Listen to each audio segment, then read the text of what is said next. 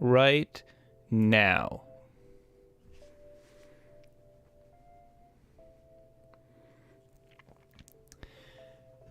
Hello everyone, welcome to the channel, welcome to the stream, welcome back everybody. We got a little, not a super long episode of Gunpla News tonight, but a nice little sort of semi-small news stream. A few new kits to talk about, and honestly, I'm just happy that I have multiple kits to talk about in a Gunpla News episode less than a week after a major event like this. It really does feel like we're back in 2019, early 2020, when we actually would get new reveals on an almost weekly basis instead of a big event where they show off 5 kits and then absolutely nothing for the next 6 months. Welcome everyone to the stream. Welcome Roxy. Welcome Blaze. Glad to see everyone here. We're going to wait a few minutes as always to let more people join in, and once we got a decent number of people here, we are going to get right into the news. Yes, good afternoon to you too, Roxy.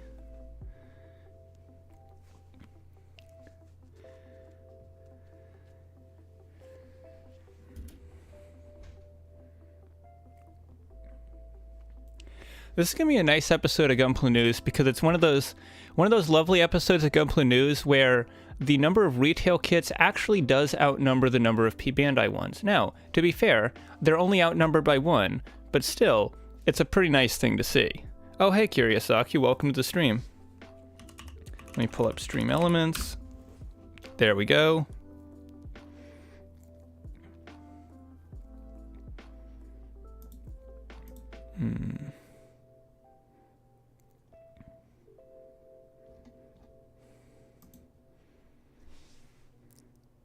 Hey Delta, hey Dogma, welcome to the stream. People are very quickly joining the stream today, which is great to see. I always like doing these Gunpla News streams because when I make Gunpla News videos, it takes like 4 or 5 hours to edit one of them sometimes, so I'm not able to really quickly talk about new kits. Now, to be fair, a couple of the kits we're talking about today we have known about for a little while, but it's still nice to be able to kind of get some quick first impressions out there before I edit together the actual main video out of the stream, which, by the way, will be going up tomorrow. Hey Oliver, Big Boy, and Riku, welcome to the stream. We've already got 27 people here, so in just a minute, I think we are going to get right into it.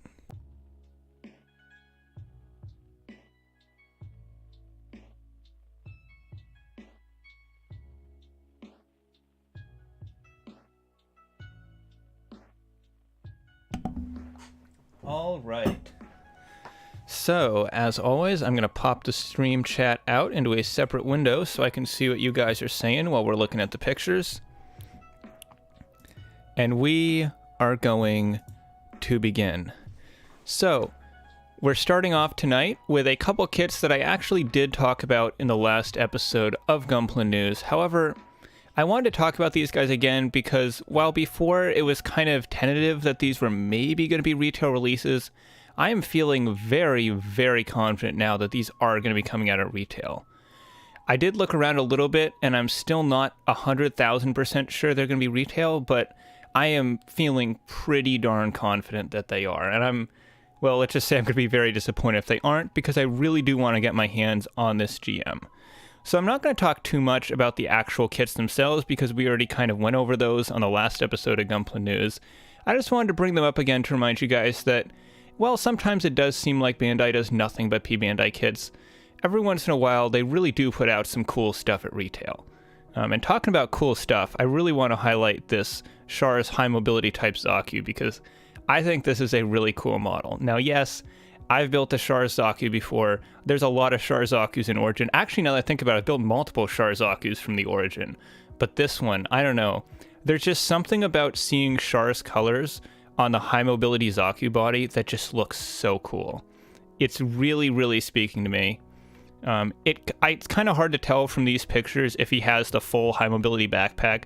I would assume he does. They might have customized it a little bit for Char, but I would imagine this is just like the TriStar Zaku that they released before, but in Char's colors, which is a very welcome addition to the line in my opinion. I also appreciate it when Origin Zakus actually come with the correct Zaku machine gun. There was kind of this weird period near the beginning of the line where we didn't actually get this weapon with most of the Zaku kits. Are the colors in the Char Zaku High Mobility different from the standard Char Zaku? I believe these are the standard colors for Char Aznable in the Origin universe. Now, the Origin Char Zaku colors are technically not exactly the same as like the classic 0079 Char colors, but as far as I can tell, the color scheme of this Zaku is very similar, if not the same, to the original Char Zaku 2 that they released. Although there are a few little touch-ups here and there, like the white stripe on his arm, which, to be fair, is just a decal. However, this is definitely something that was not on the original Char Zaku. I'm not necessarily sure if... Okay, so here's the thing with these, Meme Man. So, this is from Doan's Island. The GM you're seeing here on the left, you do see this very briefly in one scene in Doan's Island. But the Char's High Mobility Zaku, I believe this is just another one of those Origin MSD kits. Although it does have the Doan's Island branding on the name tag, but it's also entirely possible they did that for the event, because we definitely did not see an Origin Char's High Mobility Zaku in the Doan's Island movie. It does look different than Char's colors, leaning on the OG salmon instead of Origin red. I don't know. I'm gonna grab my Origin Char Zaku so I can compare them. Oh crap! I don't know where it is. Every time I turn around to grab a kit off the shelf to use as reference, I realize that it's actually in storage somewhere and I don't know where it is. I do have a Char Zaku Origin kit, and it is in the box on the bottom of a massive pile of kits behind me. So I'm not going to pull that out, but what I can do is pull up Dalong and we can do a little comparison there. Let's see, high grade. Let's go down to the Origin. Char Zaku 2. Now there are two different Char Zaku 2s in the line. So the first release, the one I have, looks like this.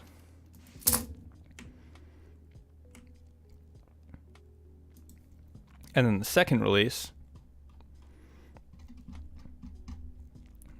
that's going to be in a review. Okay, here we go. So, first one, second one, pretty much the same colors, although the second release does have that stripe on the arm and the stripes along the waist armor, which are shared by the new high mobility one. Looking back and forth between these, I would personally say that these are the same colors. Now, if you're really, really analyzing the exact sheen of red, there are probably going to be differences. However, it is important to keep in mind that these are painted prototypes that you're looking at right now, and very minor variations in the color might happen once we get to the final kit. So I would say, as far as I can tell, this seems to be in the normal colors for an Origin Char Zaku. Wait, Char Zaku was in Doan's Island. The High Mobility Zaku? Because, like, yeah, you see the normal Char Zaku. I don't remember the High Mobility Zaku being in it, though. Markings of the Red Comet version HD2. Yep, that is correct. Zaku's from a dream Amuro had. Yeah, but did he dream about the High Mobility Zaku, or was it the normal one? Because I definitely don't remember it being the High Mobility one. Doan's Island only gave the High... Wait, so it was in the movie. Huh. I'll need to rewatch that movie again, because I do not remember Char having a High Mobility Zaku in that. Wow, that's really cool. I need to... Yeah, I guess I'll have to rewatch that movie then. When Bandai realized that all we want is one standard grunt for both factions of any given series, the retail kit, right? Like, they're pretty good about it sometimes. You know, they gave us the Wyndham, they gave us the Dagger, but then other times they'll be like, hey, you want a Dotris for your Gundam X shelf? Nah, fam. That's P Bandai. It's P Bandai. Pay up. Oh, the red on the chest you're saying is... I don't know. They seem pretty similar to me. Again, it's really hard to make, like, super precise judgments regarding the exact coloration of these kits, because what we're looking at here isn't exactly what we're going to get on the finished model. Am I crazy, or am I spring bright orange versus deep red as the same color? Did I miss something? Just got here. I don't know, dude. You might be colorblind. This stream might be the way that you find out that you've actually been colorblind your whole life.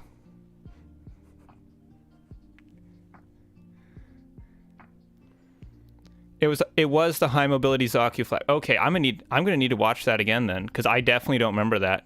But hey, if so, that makes sense why they're releasing this in the Origin line then, or rather that they're releasing it in the Dones Island line.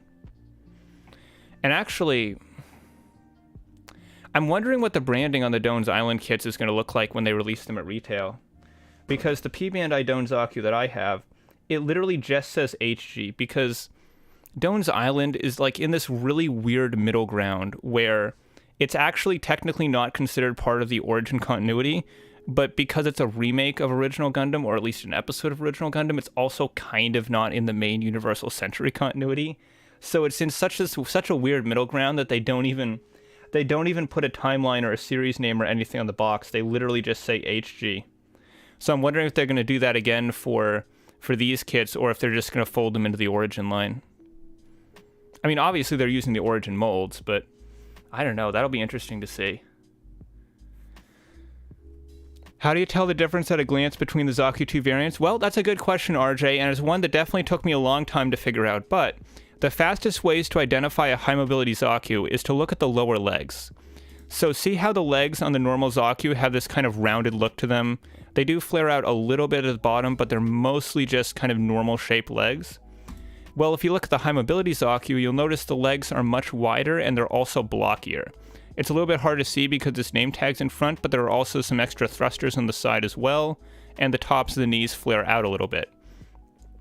The other big difference between them is one that you can really only notice from behind, and that is that the high mobility Zaku has a much bigger backpack. I'm going to go back to Dalong, and I'm going to pull up examples of both Zakus from the back so you can see what I'm talking about. So this is a very old model of the high mobility Zaku, but if he does a comparison to the Char Zaku, which I hope he does. Come on. Oh, he doesn't show them from behind. That's annoying. Maybe for the 2.0.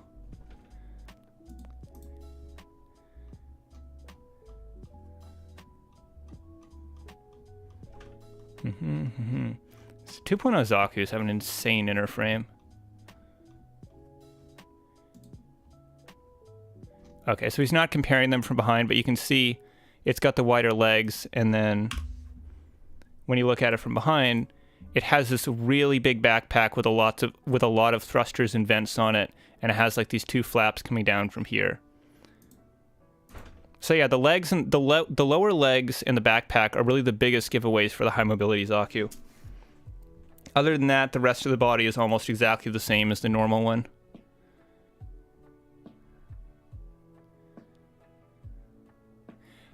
So no, the high mobility Char Zaku doesn't have the chest guns from before, but I think the previous high grade high mobility Zakus didn't have those either.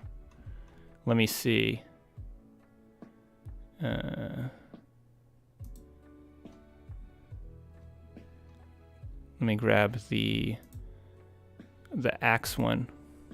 Yeah, okay, that's what I thought. So all previous high mobility Zakus from the Origin line have been missing the little machine guns that the standard Zakus from Origin have, so that's why they're not present here. I literally found out I was colorblind after painting some of my model kits to my friends being like, why did you make Rel's goof purple? Ooh, that's a hell of a way to find out.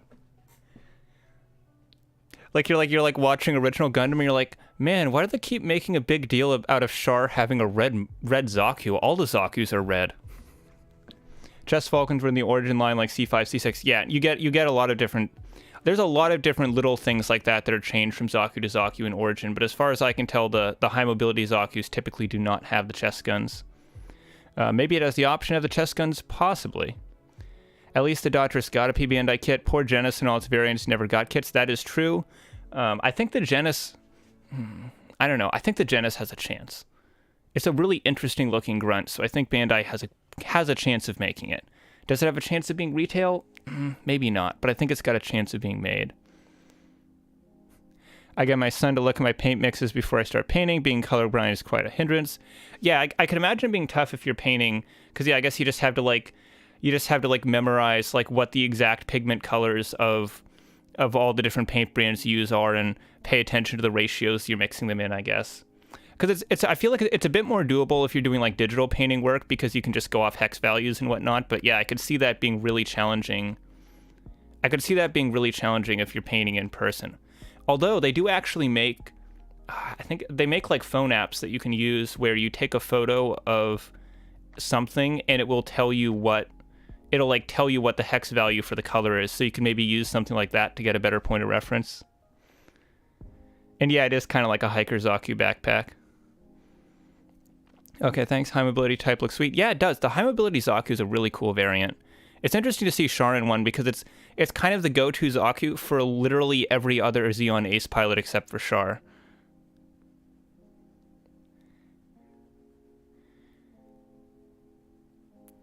I heard the GM's referred to as the GM shoulder cannon type. Does that mean the base GM cannon is not cannon the origin? Oh no. So this is not anything like the GM cannon. The GM cannon in Origin has a completely different look that's much closer to the original MSV design. It's got the shoulder cannon on the other side. The cannon shape itself is completely different. This is nothing like the GM cannon. It's just a regular GM in a different color scheme with the shoulder cannon for the Origin Gundam.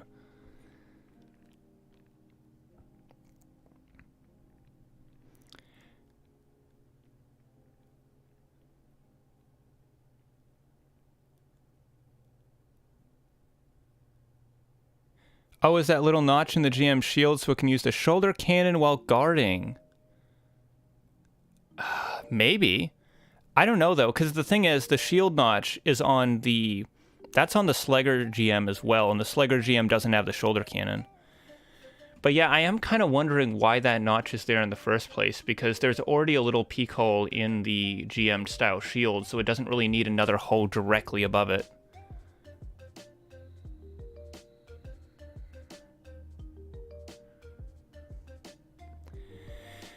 That's enough about these two, though. They're cool models. I'm definitely looking forward to both of these. I'm probably going to end up buying and building both of them, but what we're really here today for is the new kits. And the new kit that was quite surprisingly announced after the All Japan Hobby Show was another Origin Doan's Island kit. Or I should just say Doan's Island because the branding here pretty clearly doesn't say the Origin. But this is a... You know what? For the sake of convenience, I'm going to be calling these Origin-style kits anyways because they're using so much tooling from the Origin line. It's basically an Origin gun cannon. That's what this is. And there's like a 99.9% chance that this is going to be another retail model. So, yeah, this was a really cool surprise. They kind of just dropped it out of nowhere. Clearly, as you can tell by the display setup, this was at the All Japan Hobby Show. But I think what they did is they kind of added this on one of the later days of the event after everything else was already out, so a lot of people didn't really catch it. I think it's a cool looking kit though. I'm not sure how like super necessary it was because the revived gun cannon is already a pretty cool kit, but hey, it's another gun cannon and it's an Origin kit, so I am always welcoming of new Origin models. Here we go. This is a nice picture to use. So, design-wise, it is very similar to the HGUC Revive gun cannon. There are some subtle differences I'm immediately noticing. However, I should probably pull up the actual Revive kit before I compare them too much. So, here's the Revive gun cannon, and here's the new Origin one. So, the biggest thing I'm noticing is that if you look at the gray parts in the shoulders, there's kind of more of a jagged look to them, and the sort of multi-layeredness of them is a lot more pronounced.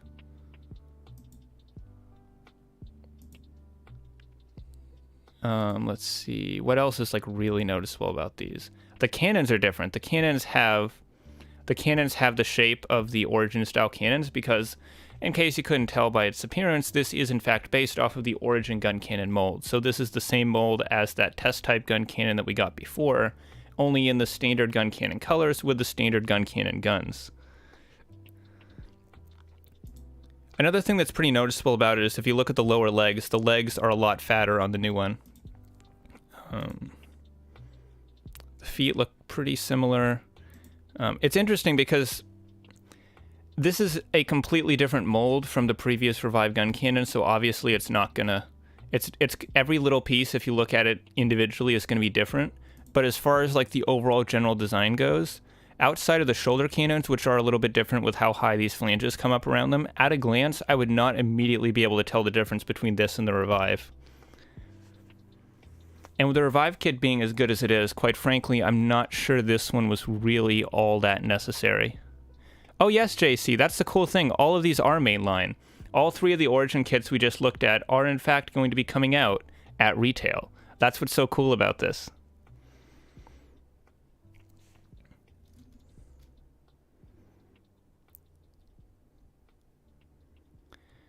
I wonder if we get the other white base unit numbers and stickers. I think we probably will, CJ. And yes, the Origin line only had the prototype gun cannons. Love the Revive gun cannon so much. I don't know if this one will hold up to it. Oh, I think it'll... Bosch, I think this will hold up to it. The question is, do we need another high-grade gun cannon? Because the Revive is a good kit, and this is also going to be a good kit. But I feel like it could also be a bit of a Gundam Beyond Global situation where, yes, it's a good kit, but it also feels a bit like a good kit that we didn't really need. Regardless, though, I have never built the Origin gun cannon mold, and I've also never built the Revive gun cannon, and I was actually just thinking a few days ago how I really need a gun cannon and a gun tank to go with all my high-grade Gundams, so I think I might have to pick this one up. This might be the gun cannon for my collection. Yes, JC, Retail Gunpla in the Year of Our Lord 2022, impossible things have become possible. Wish they made more Origin Master Grades. Yeah, a Master Grade Origin Zaku would be really cool. Looks more like the Iron Cavalry one. Oh yeah, it's the same mold as the Iron Cavalry one too. Legs look bulkier on the Doan's Island version. Yeah, for sure. Let me actually pull up the high grade Origin one. I think this is Origin, yeah. So the Origin gun cannon, there's the 2 different versions. There's the prototype, or the Iron Cavalry, and then the prototype. Again, wrong tab. Nope.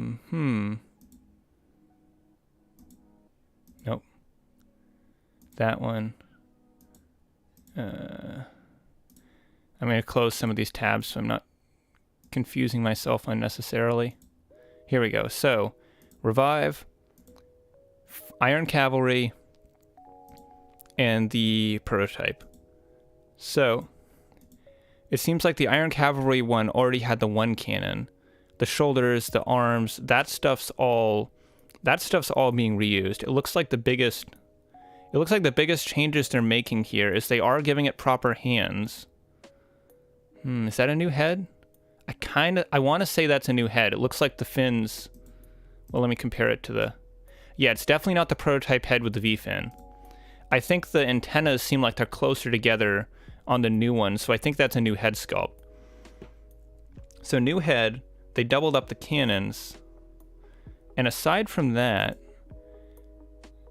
and the hands, obviously. Aside from that, it seems like a very minor retool of the Iron Cavalry gun cannon.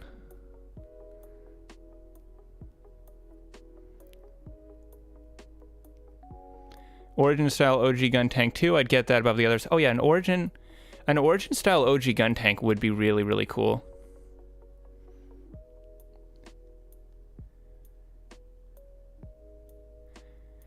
And yeah, it would have been nice if the Slegger GM was retail as well, but honestly, between the Slegger GM and this one, I'd kind of rather have this one. I really do like this orange and tan color scheme it's got going on, even if it was less important to the movie.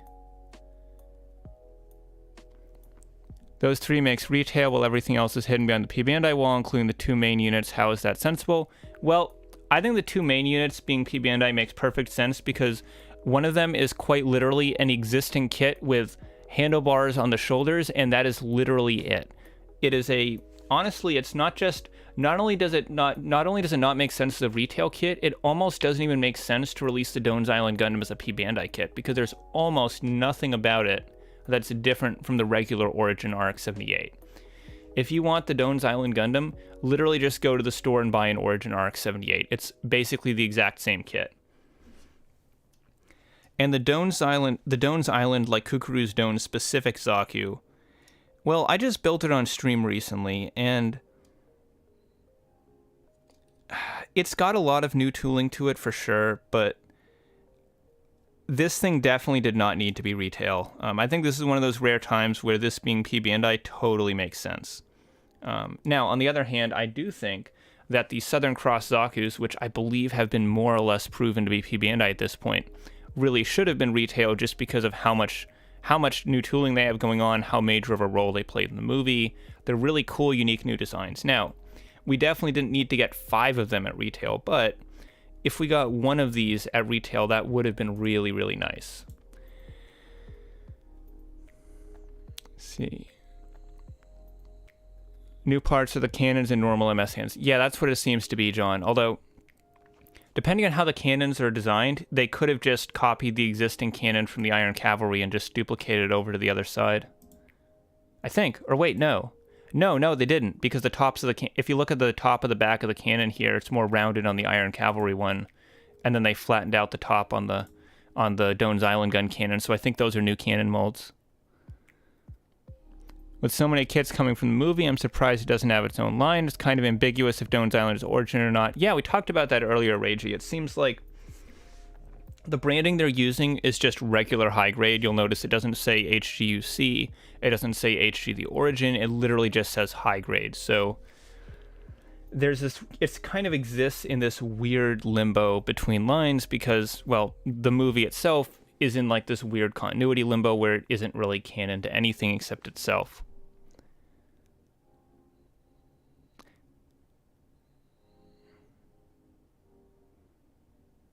Oh, we do have a high-grade Origin GM Cannon CJ. It was a P Bandai kit, but it was really, really good.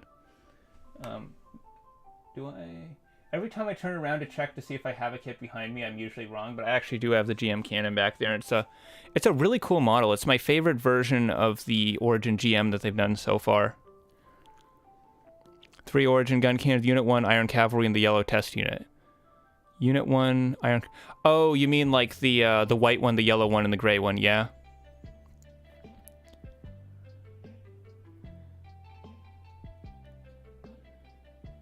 Gun Tank loved its Gundam Evolution's animations when it knocks down Unicorn. Oh yeah, the win. Yeah, that's a really cool win animation they did for it.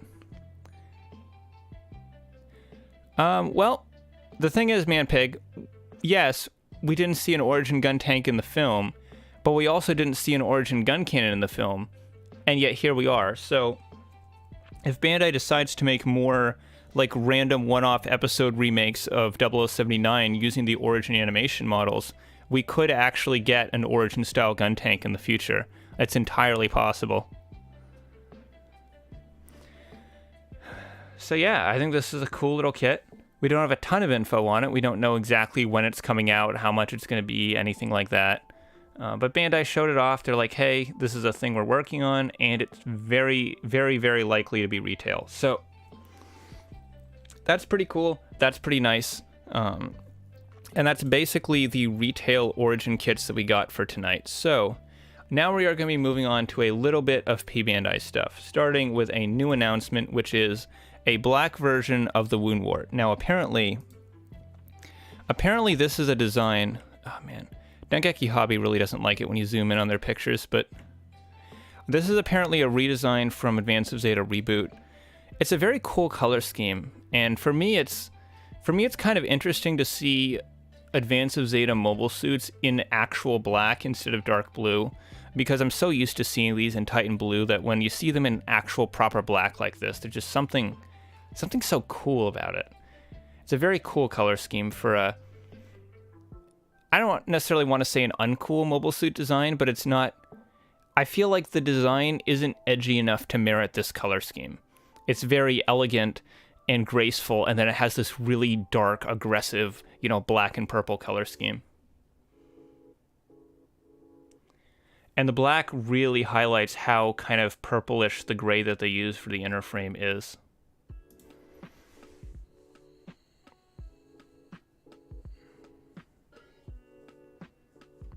Oh, you mean the base GM cannon with the counterweight legs? Yeah, they haven't made that in Origin, and we might not... I guess they could do it in Origin, but I feel like it would be kind of unlikely. The Origin MSV designs always have some little spin on them that's a little bit different than the normal MSV design, so I don't know if they'll do just a pure 100% classic MSV GM cannon. I've watched the film where they definitely released movie designs of the Origin gun cannon, which the gun tank didn't have. Yeah. Crossbone Woundwort. It is kind of like the Crossbone X2, isn't it? With the black repaint of the main unit. I like the V-fin and the colors, but that's all from the Woundwort. Oh yeah, it's basically just a V-fin retool. I heard some people calling this like the Psycho Blade Woundwort or something when it was first announced, so I thought maybe it would have some cool new weapons, but it's literally just a black Woundwort.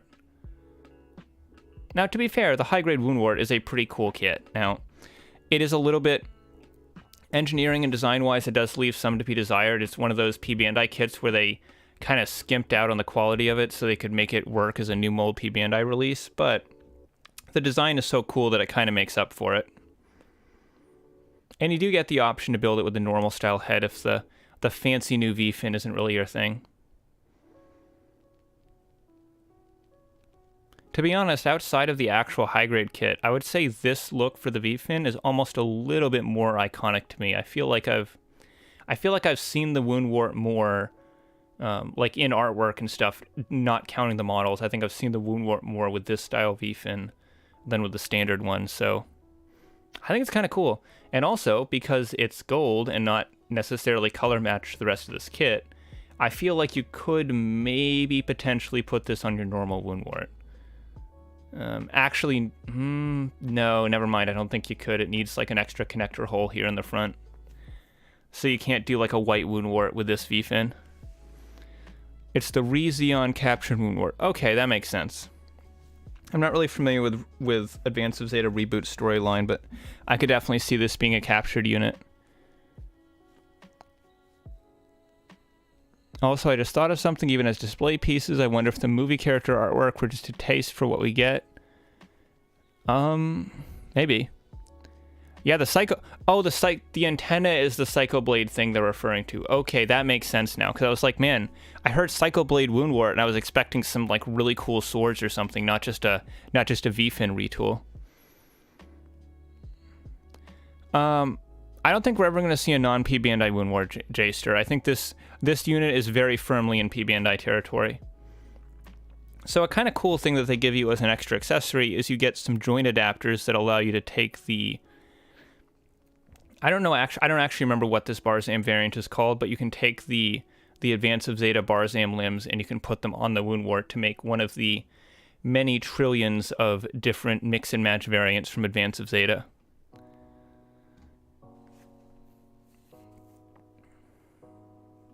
Whenever I see a Woundwort that has the lower legs from a different model, which, you know, happens a lot in Advance of Zeta, it always makes it look like the upper legs are made out of, like, the normal legs, but, like, or the normal Woundwort legs, but, like, folded up.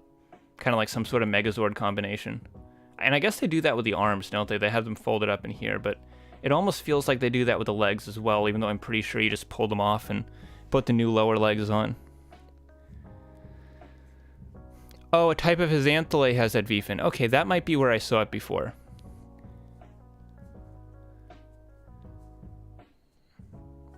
I'm going to disagree with you there, Reiji. I think we're going to be seeing a lot of Advance of Zeta kits for a long time. It seems like Bandai's really making a lot of money with these kits because they keep on pumping them out. I wouldn't be surprised if every single design we see in Advance of Zeta gets made as a high-grade kit. It is definitely going to happen. Barzam Re-Xeon captured. Okay. So it is... Because I was remembering, I was thinking back, and I was like, I don't think that Barzam has, like, a specific name. Like, it's not the Barzam Kai or anything. Like, that's a different thing. That's the one with the Mark II parts. Pre-ordered my Efreet Doug Schneid from Kurama Toys like 3 to 4 years ago, and oh man, sorry to hear that. Still haven't gotten it. That is unfortunate. That sucks. Oh, you do fold the legs up. Oh, yeah, it does. It's literally in this picture right here. Because I was looking at this and I thought, oh, you must just like unplug the legs. But then I look here and it's like, huh, it kind of looks like the legs folded up. I was more referring to how the giant thigh pieces on the front of the Woundwart's legs kind of look like a different mobile suit's legs sort of like folded up over on themselves. But yeah, you do literally do that for the back. It's kind of interesting how the extra limbs are just added onto it instead of replacing the existing ones. Oh, you meant to see new Advance of Zeta outside of P Bandai. Yeah, we're never going to see any new Advance of Zeta out of P Bandai. Or outside of P Bandai, rather. Hope we see Ashmar prototype from Advance of Zeta. Oh, I totally think we will, J-Star. I think that's a very likely kit to get made. GM Wagtail, that could totally happen too. Yeah, there's a lot of designs in Advance of Zeta. So that's coming out. It's going to be P Bandai. Pre-orders for this in the US are probably going to go up in a bit. As always, I am going to notify you guys whenever I hear that the pre-orders are going live. Unfortunately, that may or may not only be a half hour or so before they actually do, because nowadays Bandai really, really likes to make sure that people have no idea when their new pre-orders are going live, which makes it really frustrating. Oh, hey, TypeSod, welcome to the stream. Hazel has an old age. Yeah, oh yeah, Hazel got a couple old high grades, that's for sure, but the newer wave of Advance of Zeta we got with the Woundwart and the Xanthale and all of those variants, none of those have been retail. Is AFZ a manga? No, so Riku, Advance of Zeta is like a novel series, I think. Now, Reboot, which is like the sequel to it that this is from, might be a manga because I'm not 100% familiar with it, but I'm pretty sure the original Advance of Zeta was actually either a novel or it was like a set of written articles from a magazine that were like individual chapters of the story. I really hoped we get some more slimmer mobile suits. I like bulky ones from time to time, but I really like the slim and sleek looking ones. Well, I'm pretty sure Witch from Mercury is going to have a lot of really sleek looking mobile suit designs. So there we go. That's the Psychoblade Woundwart. Looks pretty cool. Funny thing about this is it actually kind of got leaked through pre-orders before the actual model kit got shown off. So we knew this was going to be coming a day or two before they actually officially announced it. Now, the next P Bandai kit we're going to be looking at is one that we've actually talked about before in the last episode of Gunpla News. However, we have a lot more pictures of it now, and we've seen some accessories that we didn't know it had before, so I thought it would be a good time to look at it again. So this is the Engage Zero from Gundam UC Engage, which is a mobile game that is some sort of weird crossover thing. I'm not very familiar with it. It's not been released in English, and as far as I know, it's not intended to be released in English. I don't think it's going to get a translation later on down the line, so it is what it is. That's unfortunately kind of the case when it comes to most non-animated Gundam works. It's a very unusual design to look at because it's kind of like a mash together of everything. You've got some GPO-1 legs. The kind of shaping and proportions of the waist almost remind me a little bit of the Q-Blade, where you have these really round, curvy pieces. But then you get up to the torso and it kind of feels a bit more like the G-Self. There's a little bit of almost like GP00 in here. It's a very unusual, very unique looking design that's kind of an amalgamation of the entirety of the Universal Century. I'm growing to the Engage Zero quickly, but I don't know how much I want to get a P Bandai HG for it. Yeah. The bigger reason I'm not interested in this is because it's very obviously using that like cheapo modern high grade style construction where they use the clip joints for the elbows and for the knees, and I am not about that at all. I've already built plenty of P Bandai kits that are like that, and I've got more coming, and I don't really need another. If this had a more classic substantial build, I might be a bit more interested in it, but as it is, nah. It's understandable, though, in this case that they would go with the kind of cheaper construction, because this is while it is from a current game, it is a really, really niche design. Like, I don't think a lot of people were really clamoring for a model kit of this. He has some decent accessories, so he's got, like, the GPO-1 style shield and the rifle, which is what we already saw him with. However, once we saw this set of images, we learned he actually comes with some other cool stuff as well. So, if you scroll down to here, you can see he actually has this giant thruster booster pack. And I think this was a really good addition for them to give this model, because one of the things that I didn't like about the original release of the high-grade Geminis was not only was it a very simple, basic kit from a construction standpoint, but you also got basically nothing with it, which made it not feel like a very fun or interesting model kit. So I'm definitely glad that they included the thruster pack with this model instead of making it some sort of add-on, because it gives the kit a little bit something more that it can do. Oh, hey Josh, welcome to the stream. The Engage and Ariel look like they would be besties? Yeah, they kind of do. There's a definite look to modern Gundam mechanical design, and the Engage Zero definitely fits in with that aesthetic. Yeah, fine build system is definitely a way you could put it, Aziz. I'm not a fan of it at all. I've spoken many times about how I really wish they wouldn't use this construction style for full high-grade releases. You know, for a random grunt suit here and there like the Leo that you're going to be snapping up a bunch of, it's fine.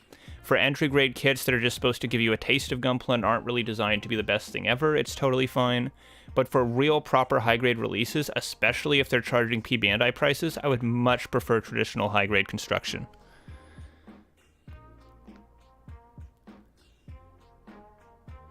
This reminds me of late UC designs. Yeah, it's kind of, Jster, it's kind of like all the UC designs mashed together. Did Bandai stop making high-grade MS grunts? Last release was Strike Dagger L. Yeah, they're definitely not doing that like streak of grunt releases they were doing before, but you have to remember, there was quite a lot of time between those releases the way they were spaced out, so we could still get another grunt next year. I'm not sure exactly which grunt it would be. Could be maybe the Ares, maybe the Jin. You know, there's a few different things they could do. I don't think they do anything newer than 00, though. In fact, I don't even think they would do any grunts from 00. I think that's still too new for them to redo in the HGUC line. But yeah, I'm glad they included a backpack with this guy. I think it's a nice addition to the kit. The backpack plus the stand gives him a little bit of extra value.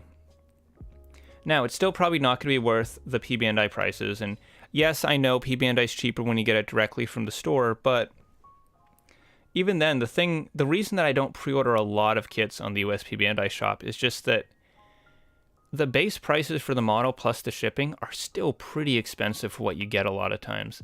Like, I would not be surprised if I'm guessing this is probably going to be at minimum $27, probably $30 in the US, which for a really basic high grade like this is kind of a lot. If this was a retail kit you could pick up for like $20 or less, I would be all over it, but I'm definitely not interested in paying P Bandai money for this. I hope we have a non-fine built system grunts. Well, I believe someone else in chat might have to confirm this because I haven't built the model myself, but as far as I know, the high-grade Datris does not use the fine build system. I think it's just a regular style high grade. Let me see. Club G, high grade, etc. Let's see how this guy's built. Let's open up here. Yeah, that's what I thought. So the Datris doesn't actually use the fine build style construction. It's built like a traditional high grade kit. So, you know, it's obviously it's P Bandai, so it's not going to be cheap, but if you want to build a modern grunt suit that isn't built with that super basic construction, you could build a Datris.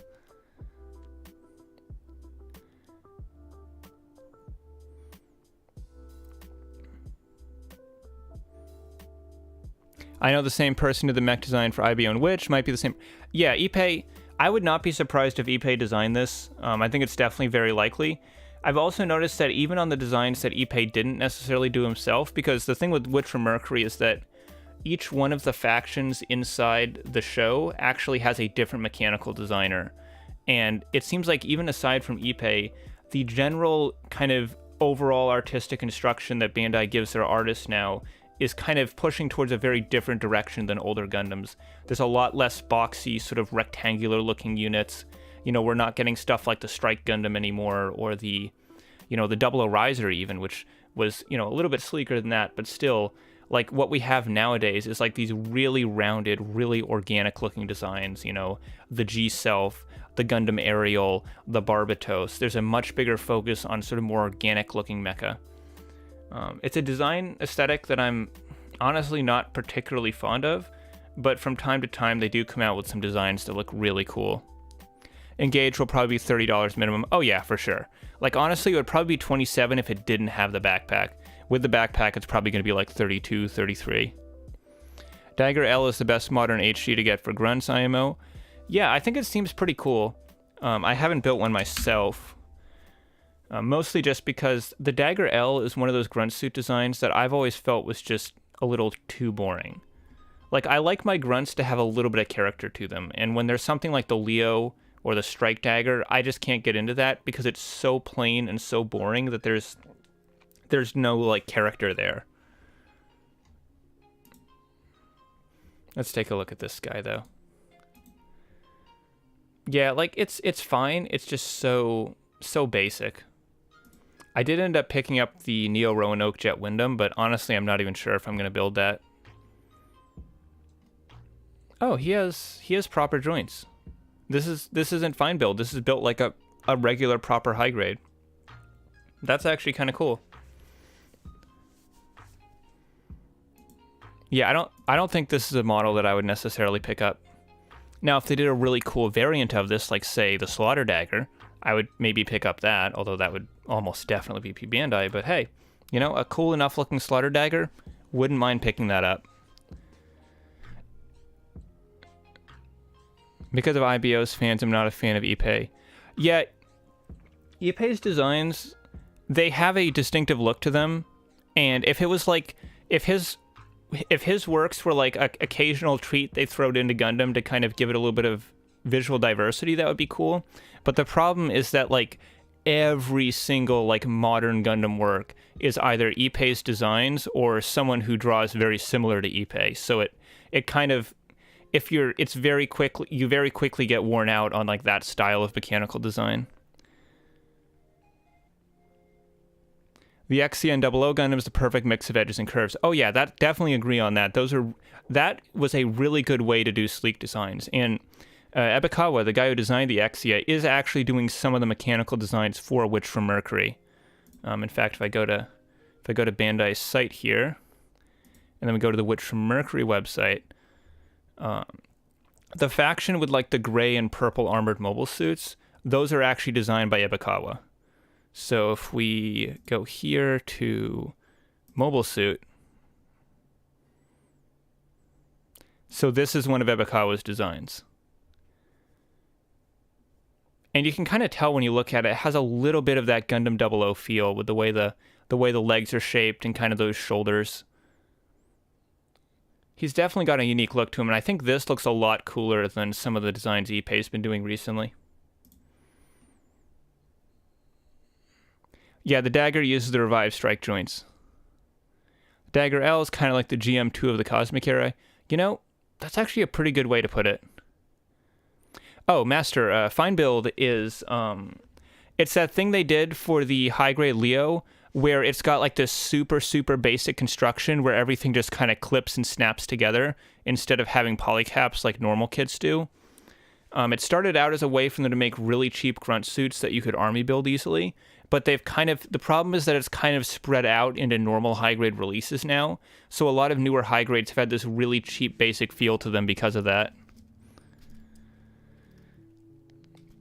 Yeah, the Dagger is in Fine Build, which is why I think it's a fantastic grunt. Okay, yeah, man, Pig, I see why you were talking about that now. Wyndham has Fine Build system. That's unfortunate. That's unfortunate. I picked it up because I really like the purple of Neo Roanoke's custom, but yeah, I don't... That's a kit that I'm like really considering just like tossing up on eBay or something because I'm really not that interested in building it. They need to upgrade the original 105 and the HG 105 Dagger. It would be so awesome. Oh yeah, I'm surprised we didn't get more Dagger variants out of that mold. Like I was expecting them to come out with like 5, 6, 7 different versions of the Dagger once they did the Dagger L, but it seems like they kind of just stopped there. Well, if I want to get a Southern Cross later, may as well see how a kit of that style and big legs can pose with Zaku weapons. Even plan to give the spare classic MG to my Dom as a weapon options. Yeah, if you're talking about picking up like the high mobility Char Zaku, yeah, like that's going to be a cool kit. And the fun thing about Origin is that some of their Zaku kits do get kind of repetitive, but as long as you pick and choose them right, you can get a really cool, diverse set of Zakus.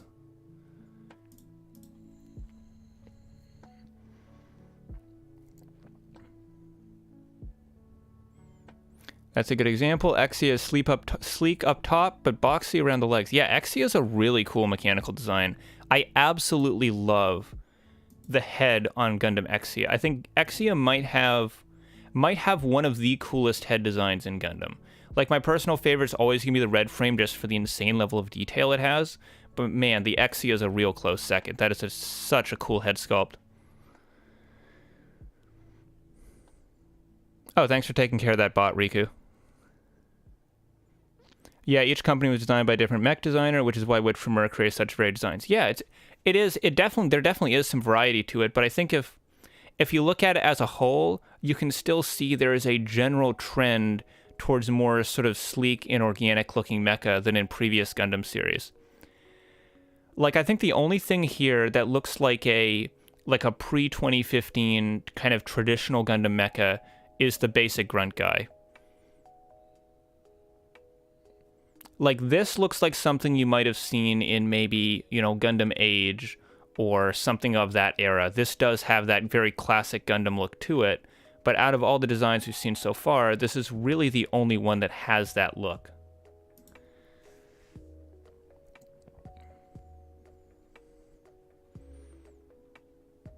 Yeah, 00 and Age look angular and sleek. Yes, they do. I think 00 and Age, I think those were a better modernization of the Gundam look than what we're getting now with some of the newer shows. Like, I don't hate Ippei's art style, and again, I don't want to completely put the blame on him, since the fact that there's so many different mechanical designers making designs within this trend makes it pretty clear that it's some higher up instruction from Bandai and not just the artists that they chose.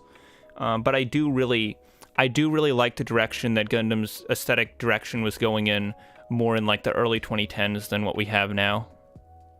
I hope we get more full mechanics switch for Mercury kits and Kyokai kits too. Yeah, man, I don't know if we're going to get too much more from Kyokai. It seems like that show's not been doing too well, but I could definitely see them doing a full mechanics version of the Lefrith, and if they do, I would absolutely pick it up because I love the proportions on that aerial that they did. Honestly, I think in some ways I would say the Aerial 1100 looks better than the high, not even just better than the high grade, but just better than the aerial design in the actual anime. Like, it's got these really, really wide hips, which makes the lower body look kind of squat, and I feel like they sort of compressed those in and slimmed it up a bit for the full mechanics, and that really does it a lot of favors as far as design goes. It looks so much taller and sleeker.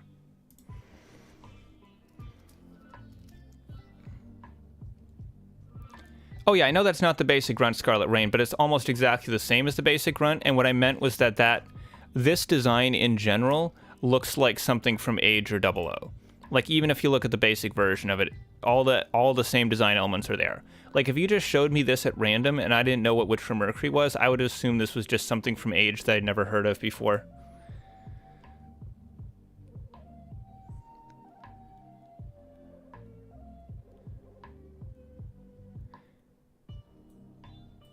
The Mono Eye Horn MS from Witch does feel like from IBO. If you're talking about this one, then that would make a lot of sense because this is actually designed by Ippei, which is why it looks 95% like a Gujion.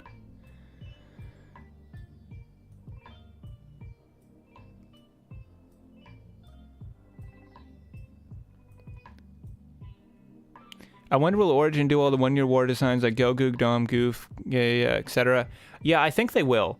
I think that as long as Origin kits sell, which they definitely do, we're going to keep getting 0079 mecha in Origin. And yes, I think we are eventually going to get like a normal Goof, a normal Dom, a normal Gelgoog, maybe a normal Zagok. I think we're going to eventually, maybe in the next 10 years or so, we are going to see like a full spread roster of Origin kits. It seems to be a very successful line for Bandai. Demi Trainer also looks like the Mach from Build Fighters. In silhouette, yes, but I think the details of the design are much more in line with Age. I think Bandai wants to show off the fact they can mold clean, rounded parts. Maybe. I think it's more so just a general attempt at keeping the aesthetic of the franchise sort of fresh and interesting looking. I think they want to make it clear what new Gundam series look like so that people don't assume that it's like some old dying franchise or whatever. I think it very much comes down to just marketing stuff like that. Really into RG kits right now. Did God Gundam XC and High New? Wondering what the next real grade would be. Good question. I feel like with real grade, it's hard to predict what they're going to be. Generally, they're usually either main protagonist units or main antagonist units. But honestly, the reason I look forward to real grades is just because they're pretty consistently really, really cool models nowadays. Like, there was definitely some rough patches early on, but real grades nowadays are pretty consistently awesome. Oh, the Full Mechanics Master. Yeah, I can pull that up. Let me go back to Bandai Hobby. And then Full Mechanics. So the Full Mechanics has this really kind of tall, sleek aesthetic to it that I think works really, really well. HG Gelgoog Origin sounds like a wet dream. Oh yeah, Gelgoog Origin would be awesome. Double O Riser, see, the interesting thing about the Double O Riser Real Grade is it never really interested me as a model, but I keep hearing people say it's such a cool kit. And I actually do have one in my backlog. I got it a while back. I didn't like pick it up myself, but I got it from someone. So I've just kind of been hanging on to it in my backlog thinking, hey, maybe I should build this sometime, you know? Everyone says good things about it. I'm perfectly happy with my master grade and high grade Double O Risers, but I'll build it sometime and give it a try and see what it's like. And yeah, the real grade Zagok was really cool as well. Unfortunately, that's one of two kits that got perpetually lost in the mail for me, so I never actually built it. That guy in the high-grade Lightning Gundam disappeared into the void while being shipped from Japan. Oh yeah, I would love to see a real-grade Epion Zeus. I think that's actually really likely with all the high-grade wing kits we've gotten recently. I really hope that, like with the real-grade wing Gundam they did more recently, I hope they stick more with the TV design than the EW one, because I'm honestly not really that big of a fan of the EW redesign of Epion.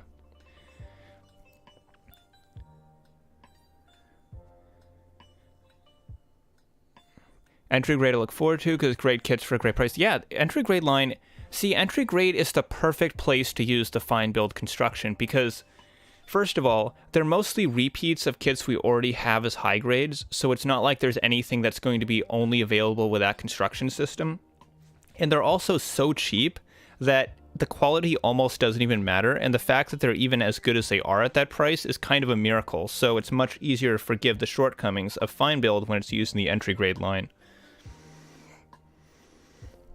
That version looks a lot better, more balanced. Yeah, I really do like how the Full Mechanics area looks. Real grade Gao Gaigar is really good. Oh yeah, I cannot wait until I can get my hands on a real grade Gao Gaigar. That is such a cool model. I was personally very surprised at the high-grade Witch from Mercury kits for P Bandai, at least in the... Oh, no, Turbo. So, here's the thing. Sometimes the P Bandai web shop lists retail kits on their site if they relate to some sort of P Bandai release that's also up for pre-order. So, for example, if they release, you know, a new Gundam Heavy Weapon System pack as a P Bandai kit, they'll also sell the regular new Gundam on the P Bandai shop so that people can get both at the same time in the same order. The Witch from Mercury kits being on the P Bandai shop does not mean they won't be coming out at retail in the US, because they will be. They just put some on the P Bandai shop in case anyone wanted to buy some through there. That's all that was. And quite frankly, it could just be an experiment by Bandai Namco in the US to see if there's a market for them to sell regular kits themselves directly in addition to P Bandai exclusives on the web shop, because Bandai might be trying to transition it into more of like a Hasbro Pulse type style thing, where yes, they have exclusives, but they also sell their regular products as well. EW Epion is spikier. It's also got bigger, fatter wings. If you've seen the Master Grade Epion, it's basically that design. Like, the Master Grade Epion, to its credit, does a really good job of capturing that design. It's just not a design that I particularly like. I think the wings look really kind of fat and not as sort of dragony and cool and angular as the normal Epion. Also, his face is like weirdly round looking. He's got like this kind of round head with this pudgy little face, and the proportions of the head and the shoulders and everything is just all off, and I don't really like this look nearly as much as the TV style one. No, DB, nothing was confirmed or even leaked about a real grade Barbatos getting released. It's possible. It's within the realm of possibility, but that has not been leaked or confirmed in any way. I built the Target exclusive entry grade. Yeah, same, Joe. I was amazed at the engineering. Wish that had been my first Gunpla. Oh, yeah. That is a fantastic kit to get people into Gunpla. And it's so great that there is now just a definitive yes, get this kit option for when people ask what their first kit should be. Like the entry grade Gunpla, definitely not the best RX-78 we've ever gotten, not even the best RX-78 at this scale, but as a beginner kit, the fact that it's so cheap, the fact that it's so readily available, the fact that the quality is so good, and the fact that you technically don't even really need tools to build it, you could just pop the parts off the runners like a Neanderthal if you really want to, makes it such a great option for beginners. Full mechanics, here's the thing with full mechanics masters. So sometimes they used to be cheap. They used to be like $30-$35. However, the recent full mechanics we got from Gundam Seed were actually a lot more expensive than a normal master grade for literally no reason. Like both the Calamity and the Raider are like $60-$65 kits in the US, which is absolutely ridiculous. Literally like 3/4 of the master grade line is cheaper than those models, and honestly better kits too. So I'm really hoping that the full mechanics aerial Gundam is going to be on the cheaper side, similar to the IBO kits, and not as expensive as the Seed ones. Oh, Ragey, the reason that he thought that the Witch from Mercury kits were P Bandai was because the US P Bandai shop listed some of them on their site.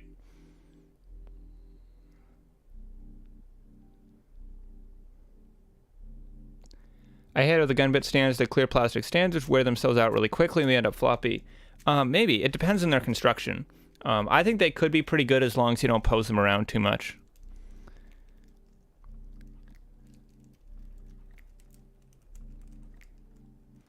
Oh yeah, RG double Zeta, that would be really likely.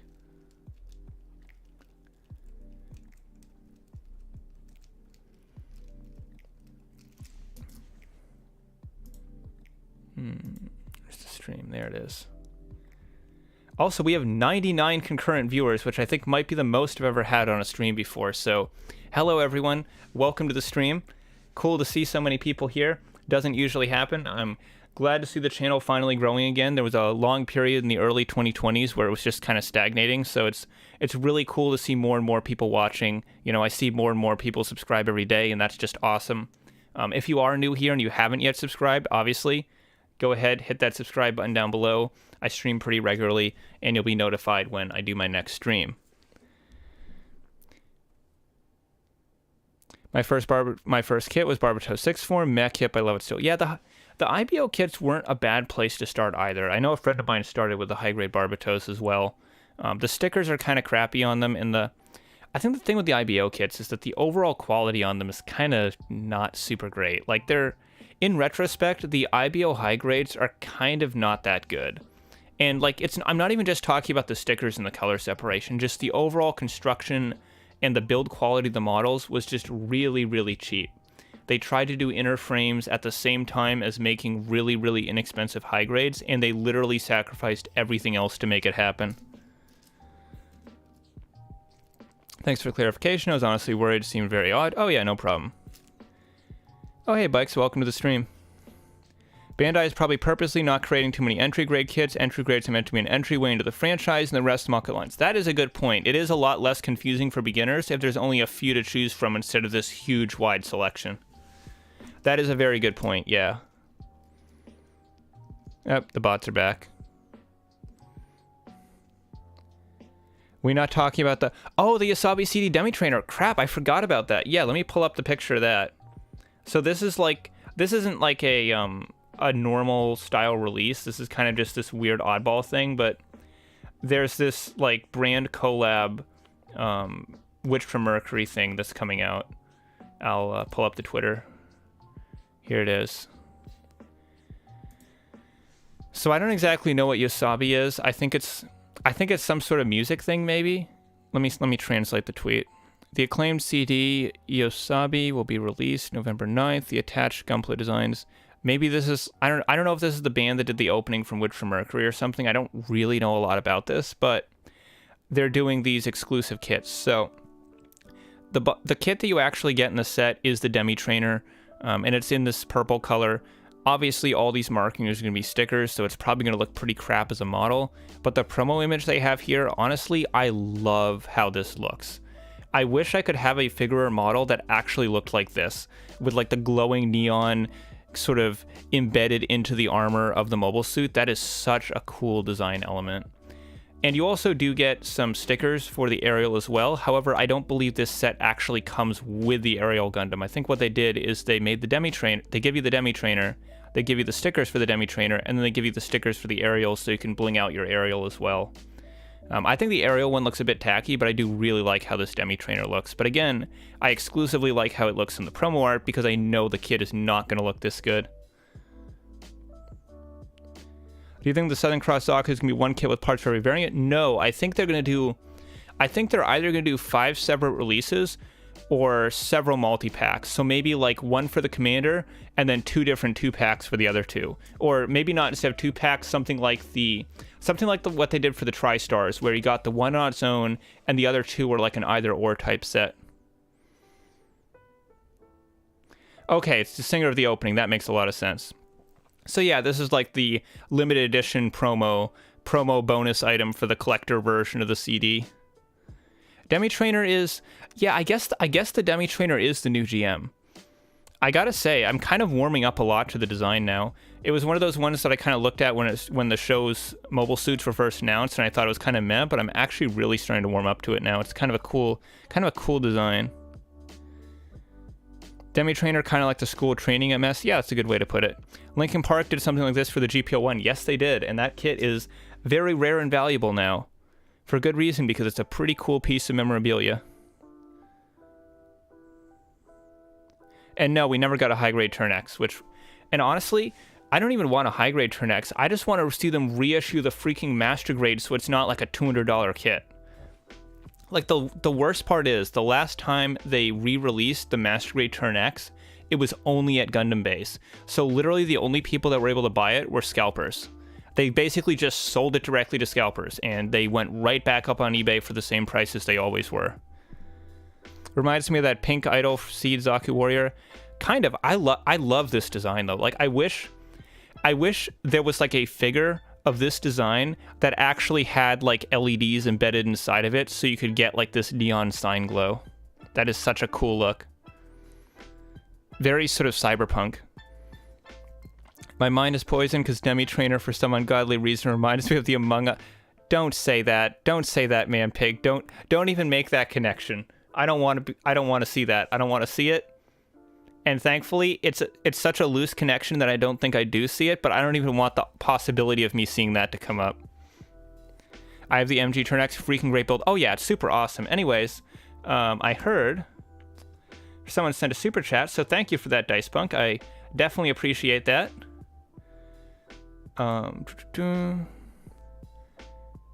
There we go.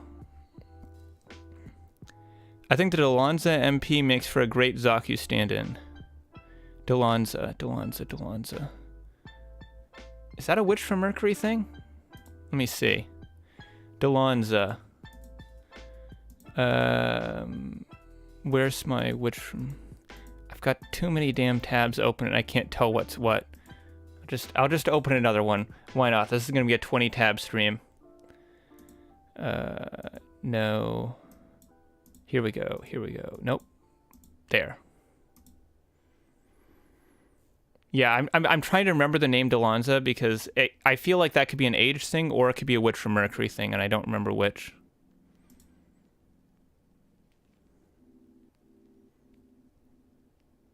Oh, Delonza as in Jeturk's mobile suit.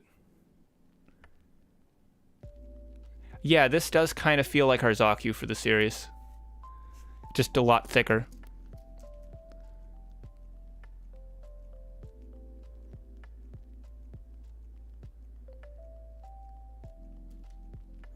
Feel spoiled by getting the GM ground type, Iron Cavalry, Gun Cannon, Zaku, and shoulder pad. Now the Zaku 2 and Dom test type. Yeah, there's a lot of really cool models in the Origin line.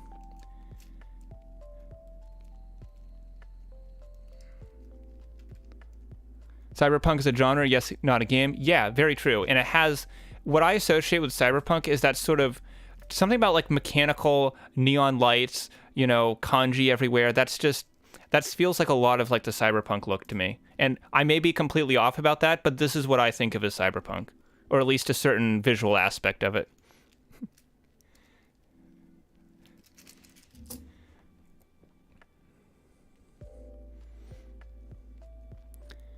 I particularly love Choo Choo's Demi Trainer Custom with all the extra bits and bobs. Makes me wish the Demi Trainers look like it by default. Oh, you mean the one with the one with the eye? Yeah, it's a cool looking design. I like. Hang on, let me see. Let me compare it to the original. Yeah, I think I like the. I do like this one a lot more. It looks like it extends out the limbs a bit as well to give it more normal mobile suit proportions. And yeah, it does look a bit like the Gustav Karl Deadeye. Galanza looks like it's designed to accommodate double joints, but the kit itself is only single joint. Yeah, it's very... Much like with the Goujion, I would not expect this to have a lot of articulation. Also, man, the Witch from Mercury website is designed to be very pretty visually, but man, it loads so freaking slow.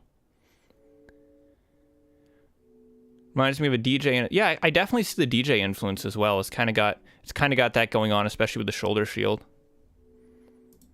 I like the physical elements that are added by the Commander version of the Dalanza, but I don't really like the colors and I don't like the feather. I kind of wish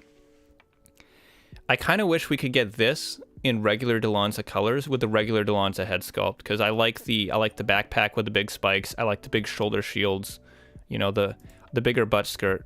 I think the bigger butt skirt's like a Commander variant thing, but I don't really like the color scheme as much, and I don't like the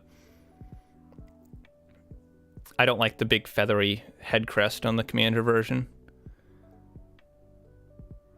Steampunk but neon. Yeah, kind of. I wish they'd reissue the Origin gun cannon yellow. Yeah, that was the gun cannon test type, I believe. Yeah, kanji and neon lights is totally a cyberpunk look. Yes, it is. Yosobi Demi Trainer reminds me of that Blade Runner movie with Ryan Gosling. Yeah, I mean, that is one of the definitive movies in like making the cyberpunk aesthetic. So that's not surprising at all. Like this is so, again, the worst part is I like this and it looks cool, but I know, and you know, that the final kit is not going to look anywhere near this good. This is just a cool piece of artwork. Wish they release more kits like the Ground War set. Yeah, that would be really cool. I wish they can. It would be nice if they continue that line for more than 2 releases. If you could have chosen, what would have been your choice for the new Verka? I think the GP01 would have been a really good choice. I think a GP01 Verka would have been really, really cool.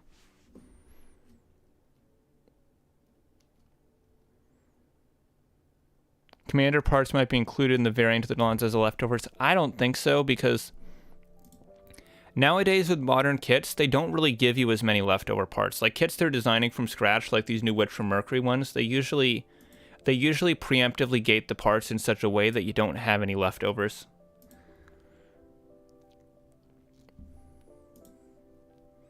And we are now officially over 100 people, which I believe is the most people I have ever had on a stream, which is pretty darn cool. So thank you everyone for showing up. This is really neat. Glad y'all are here. Oh yeah, everyone says G-Self, and that's like the whole meme, but I would honestly rather have the G-Self as a normal master grade. I don't really think I would want to see the G-Self specifically as a Verka. I'd rather just get like a regular master grade release.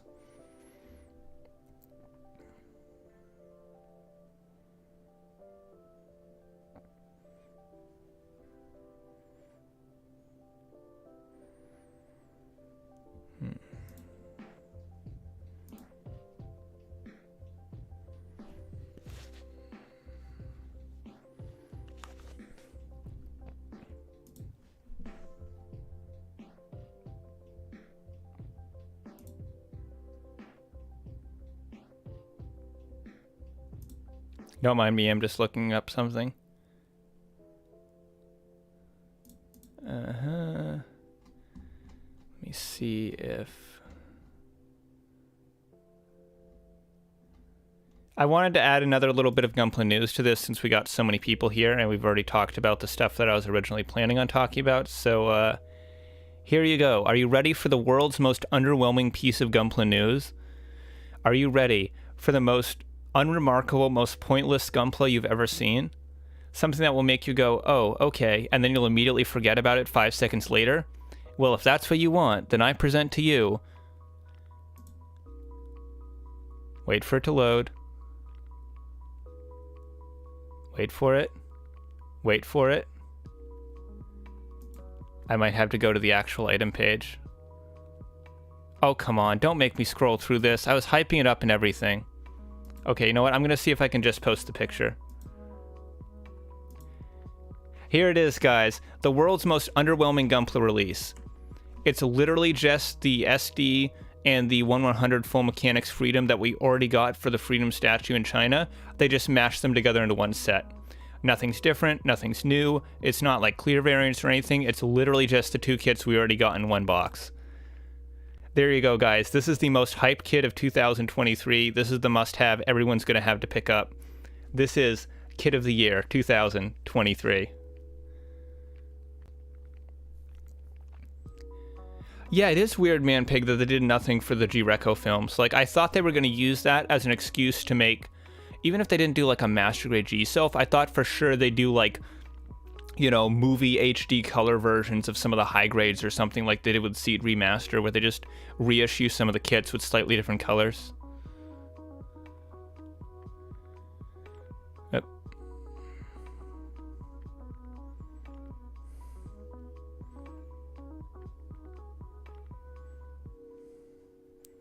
Why did the China version need to be full mechanics again? Why couldn't it just use the 2.0 mode? Because the visual design of the statue isn't exactly like the 2.0, and I think they would have had to do some pretty extensive retooling to it for them to look the same.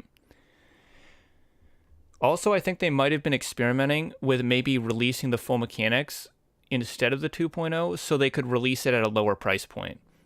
Because if these are meant to be like souvenir items for people that just happen to be there on vacation or whatever, it maybe makes sense to have them at a slightly lower price point so they are more inclined to make impulse buys. Especially when you consider, and this is also an important part, there's no high grade for the Freedom Gundam statue version. So the only pieces of merch they have are the SDX standard, they have the full mechanics, and they have the real grade. So you can't get a high grade and you can't get a master grade. You need to answer this question first. Who the fuck watches the G-Reco movies? Well, here's the thing, Dipper. I'd watch them if Bandai made them available, or literally even marketed them in any way. Like, I legitimately have no idea how many of them have even been released, because they literally do nothing to promote them. It's like they want them to fail. They're just very quietly slipping them out into theaters. I'm not even sure the theaters themselves know these movies exist. I think they just come into work one day, and there's just some random Gundam movie on one of the theater screens. They're like, okay, I guess this is the movie we're showing now.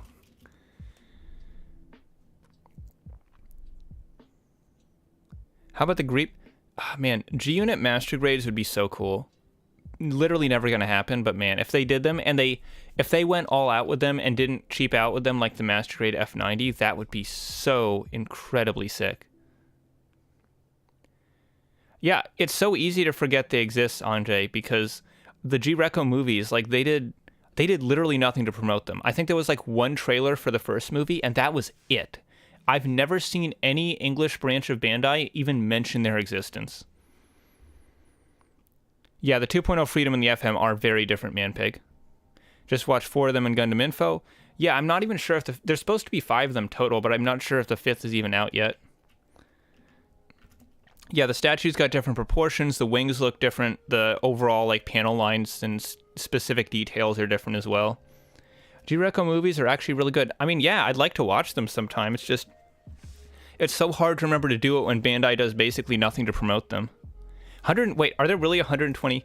Holy crap, there are. Okay, well now it's down to 118, but yeah, there's basically 120 people here in chat right now. That is really cool.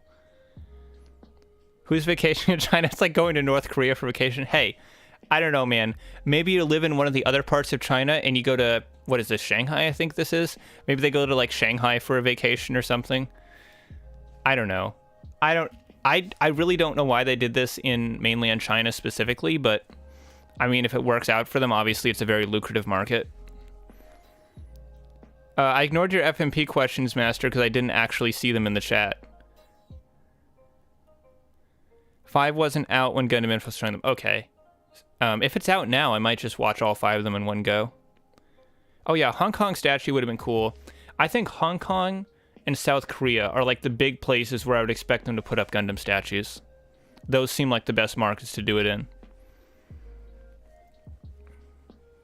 I could also see eventually, depending on how well Gundam does in the West after the live-action movie and all that, I could see them maybe doing a, like somewhere in California, possibly doing a Gundam statue. You know, there seems to be a lot of popularity on the West Coast. You know, yes, there's Gundam fans all over the country, but I feel like if you were to spend, you know, $1 million or whatever on building a Gundam statue and you had to put it somewhere where you knew you'd get a lot of tourist attention, I feel like some heavily Japanese populated area in California is really the only place you could get away with it in the US. And yeah, it would almost definitely be the Wing Gundam Riku.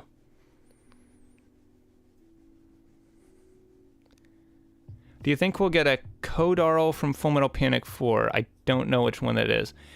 I think they've made everything they're going to make from Fullmetal Panic. It got a pretty comprehensive line before, but they're very clearly done with that series. And as far as I know, they were pretty good kits. Like, obviously they were a little bit more expensive than Gunpla, as all licensed Bandai models are. But the overall design of the kits seemed to be really good. Oh wait, Ghost Prime, you didn't know about the live-action Gundam movie? Yeah, so there's been a live-action Gundam movie in the works for like 2 or 3 years, and we know basically nothing about it. All we know is the guy who's directing it, he's basically made like a promo video where the video was just him saying, yeah, I'm working on a Gundam movie. And we have the world's most vague poster, which is literally just like a picture of Earth with like something shooting towards it. Like it's so frustratingly vague, everything we've seen about the movie so far, but apparently it's going to be out in the next couple years or so. Do you think we're not going to get MGs as much going forward? Yeah, Devin, I think we're not going to get as many MGs.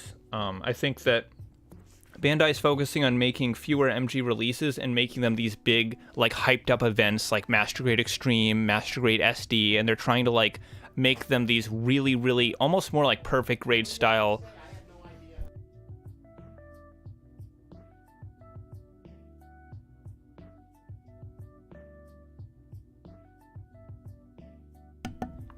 Event releases instead of the more previous way we've been getting them, where it's like high grade but at 1/100 scale. Oh yeah, and it's Universal making it, or not Universal, Legendary. I guess Legendary Pictures is a part of Universal, so it's Legendary Pictures.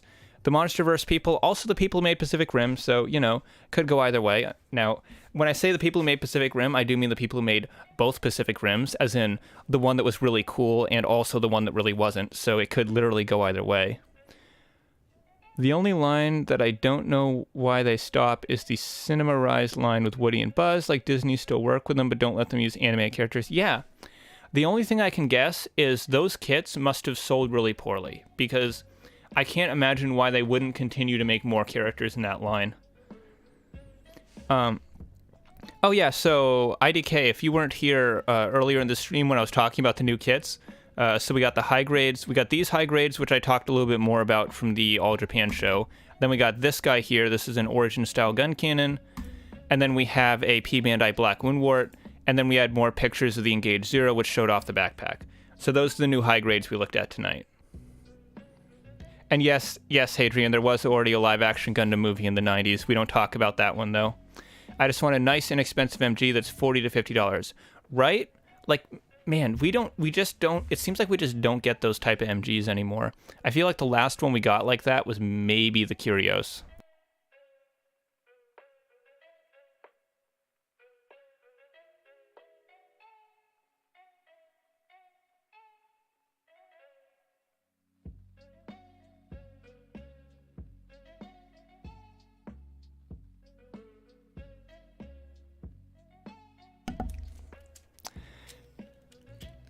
There's some twisted part of me, DB, that kind of does want to see what Yui Bowl would do with the Gundam movie.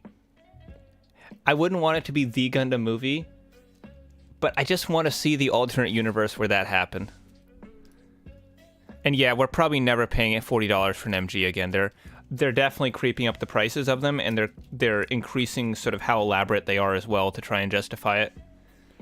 So odd hearing Engage and Gundam, and just last month Nintendo announced Fire Emblem. What the heck is Fire Emblem Engage? I didn't hear about that. Is that like a mobile game or something? Yeah, maybe we could... I wonder if I would get a copyright strike if we watched G-Savior on stream. Because I'm pretty sure the whole movie has been up in its entirety on YouTube for a while, so they might not even care about it. But I feel like there might be a way we could pull it off. We could do a live watch together of G-Savior. Seed Zaku MG is kind of expensive, not gonna lie. Yeah, considering what you get is basically a glorified Re-100, they are a little on the pricier side.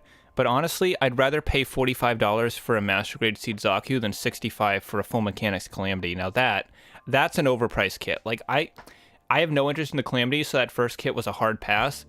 But man, I'm so disappointed that the Raider Gundam is also super expensive as well, because I actually really like how that kit looks. There's just not a chance in hell I'm paying $60 for it, because that is a ridiculous amount of money to pay for a sub-Master Grade quality kit. Since we're getting Rezeon Captured Rune Ward, I think it's pretty much guaranteed we'll get a Kihar 2 in Rezeon colors. Yeah, that's pretty likely. Anything like that that's like a super easy repaint, I could definitely see them doing. This year, we only got the Dawn 1.5 and the MGX. Yup. This might be, legitimately, in all of the history of Bandai, this might be the single worst year for Master Grades we've ever had. Like, full stop. This is the one. This is the worst year we've ever had for MGs, hands down.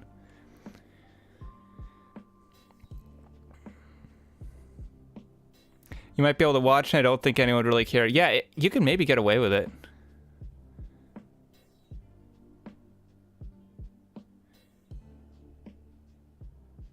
And yeah, the prices are still high in the US. I think that's going to happen that's going to be that way for a long time. And the way I know that is that even if you're buying stuff from Japan, the import prices from Japan are still really, really high as far as shipping goes as well. Like, I remember because people were talking about the Zeta Verka, like, hey, you know, the yen to dollar ratio is really favorable right now. So if you get it from Japan, it's like a $50 kit instead of an $80 one. But then when you actually add it to cart and tally up the shipping, you're paying like another $50, $60 in shipping on top of that. So it ends up being just as much, if not slightly more expensive than getting them from a US store, which it's really unfortunate, but at the very least, that does kind of show that a lot of that markup is coming from the still very high shipping costs. Also, thanks for taking care of that bot, Riku.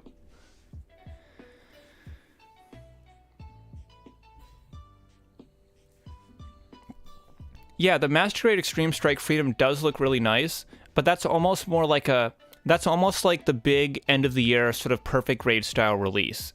Like, and yeah, it's cool to get those kind of big flagship kits. But in previous years where we got like the perfect grade Unicorn or the perfect grade Exia, we would get like a full complement of Master Grades alongside that. So it's really disappointing that it seems like they had to shelve all the other Master Grades for this year just so they could make that one kit. I would not say it's the worst year for regular HDUC releases, because the thing with that is that we've actually gotten several years before where we just had like no HDUCs, and it always sucks, but this isn't the first time that it's happened. Japan opening up tourism could lower plane shipping. It could. I'm hoping that at least within the next year, we see the overall shipping costs of getting goods across the ocean and all that to just kind of go down. I feel like Bandai's trying to make Full Mechanics replace Master Grade with the fact Raider is basically an MG without a frame. Even if it's more expensive, it's a quality kit. Oh yeah, I know it's a quality kit, man, Pig. I just don't think it's a $60 quality kit. If it was like $40, $45, I would be all over it. But I'm not paying the full MSRP for that thing. That's ridiculous.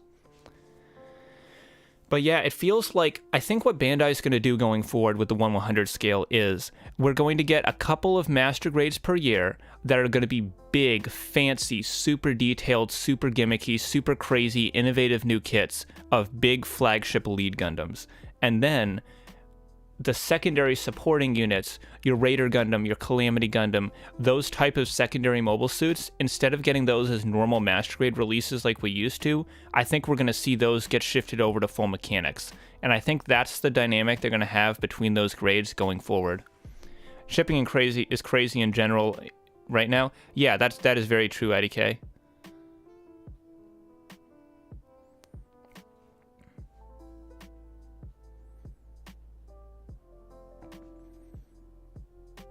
No Grade Virtue is the worst kit I've ever built. I feel like I should buy a can of adhesive and spray the whole thing. Oh yeah, the old No Grade Virtue, like, they did what they could with that design, but Bandai was not able to handle that at the time. Shipping from China is even worse, man. $100 for EMSC. Oh yeah, it sucks. Like, it's a shame because there's so many cool figures and models to get released by Chinese companies, but it's so expensive to get them in America that it's almost no longer worth it. Oh yeah, Kamikaze. So the full mechanics, Calamity and Raider, are like 5,500 yen kits, I think, at MSRP, which means they're like 60, 65 in the US most of the time. So they are not cheap kits to get a hold of, especially considering that previous like Re 100 test tape models were typically only around like 3,500 to 4,000 yen. MGX becoming the premium and FM replacing MG. Yeah, sort of.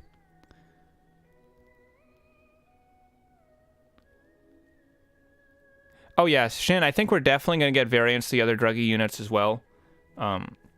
Especially considering they all have canon variants both in Seed MSV and also, I'm assuming there's probably also variants of the Raider and the Forbidden in Gundam Seed Eclipse, because honestly, I think Eclipse is a big part of why we're getting so many new Seed Master Grades, because they make the regular Seed version at retail, and then we get the Eclipse version as a P Bandai kit. So they seem to be kind of coordinating them together like that.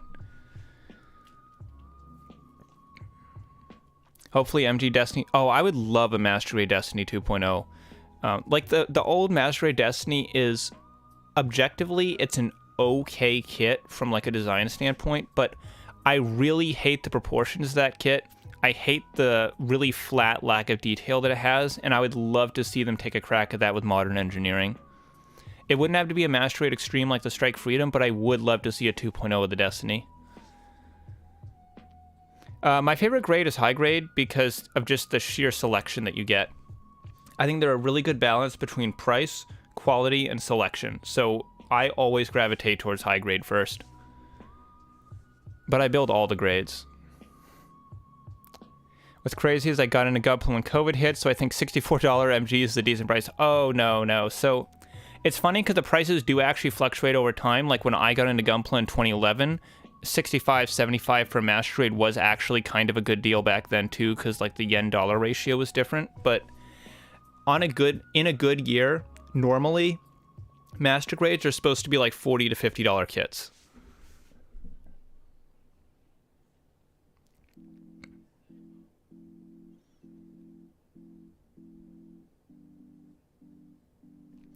RG Destiny was one of my first real grades, and I looked in the MG and just went, why? Yeah, man, I'm gonna pull up some pics, because like, it's like frustratingly bad looking to me. Like, I'm sure there's people out there that like this look for the Destiny, but I just think this looks so bad. Here we go.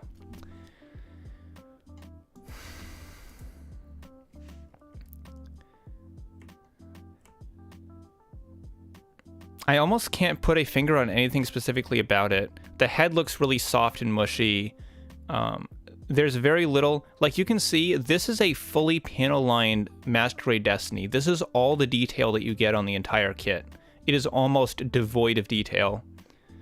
And then if that was the only issue on its own, it wouldn't be that big of a deal because you could just like scribe your own panel lines in or whatever. But the proportions on this kit, they just look so wrong to me. I can't point to any specific aspect of the design. Maybe it's the shoulders, maybe it's the head, but this, to me, looks like a very bad rendition of the Destiny Gundam. I do not like this at all. Man, what is going on with that head?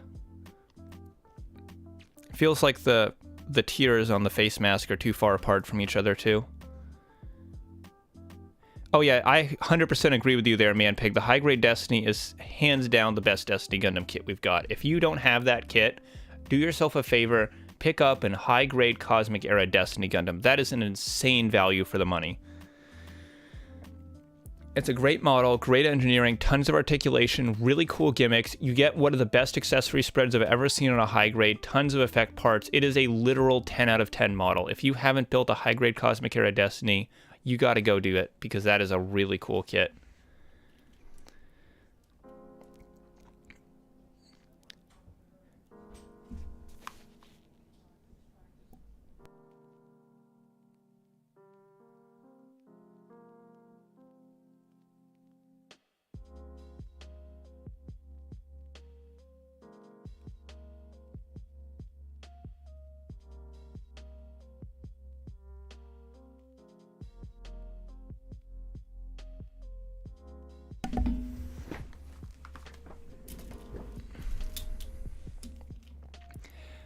Yeah, the legs look weird, Riku. Limbs look too thin. In Canada, MGs are typically 100 plus retail. Oof, that's unfortunate. I don't think I could see them doing real grades to the Just and Jigen Blaze Lock. I don't think that's going to happen. Oh yeah, Mercury. So news-wise, we just had... I talked a little bit about these, showed off the Origin gun cannon from Doan's Island, and then we have a black version of the Woundwort from Advance of Zeta Reboot, and then we saw some more pictures of the UC Engage that shows that it comes with a flight backpack. That was pretty much it for the night. Relatively short episode of Gunpla News, which is why we're kind of hanging out now and looking at the Master Grade Destiny and how weird and screwed up its proportions are.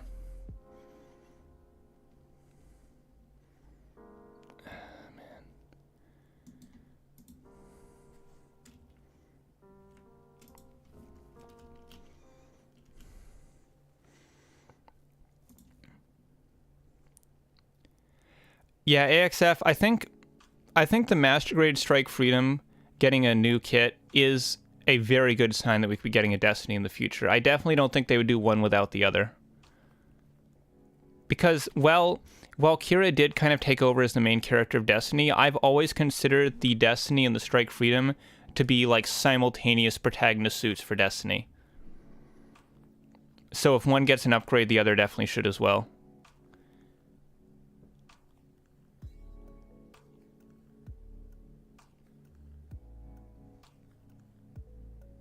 Any favorite metal build Gundams?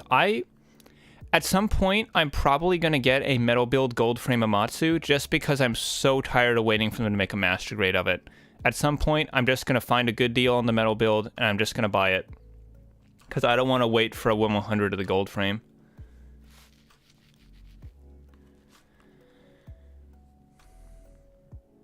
Well, yeah, Kirisaku, the crying mask look is a very classic look for like court jester clown type masks. It's I don't think it's a direct correlation with the Destiny Gundam. It's just a style you see on that type of mask sometimes.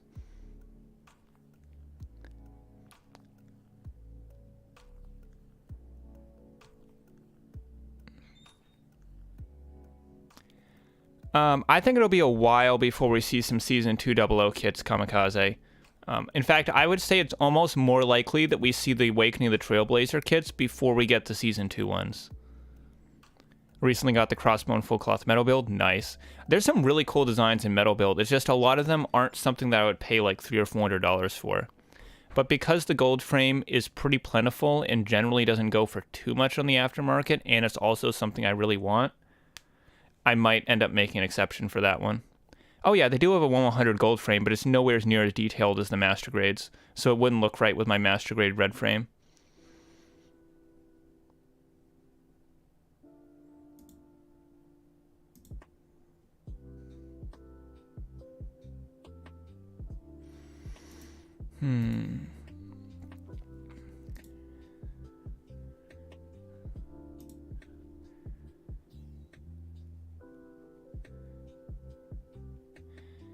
Would people be interested in MG versions of the HG Library Works seed kits?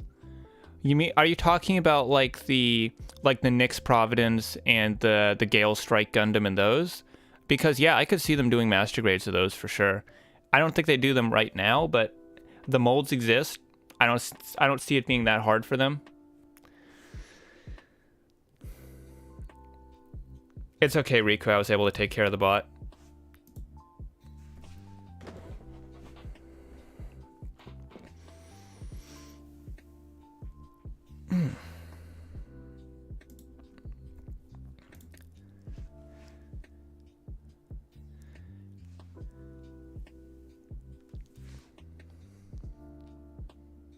Oh yeah, I see what you're talking about now. Yeah, Vent Savior would be cool, but we need a regular Savior first, and I don't see the Savior getting a master grade for a long time. Because the Savior is hands down the least popular and the least frequently made of the 4 Atherin suits. We always see the Justice and Infinite Justice. Maybe not both at the same time, but we always get one or the other. A lot of times we get the Aegis. We really never see the Savior Gundam. It just doesn't get the same level of attention from Bandai, so I can't see it getting a master grade for a long time.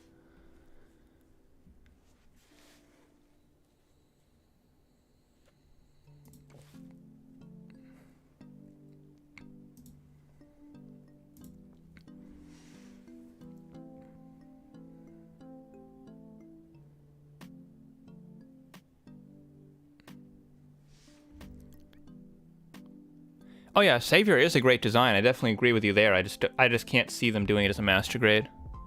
At least not anytime soon. It would be like, I think Savior and Legend would be like the absolute last Destiny kits they would make as master grades.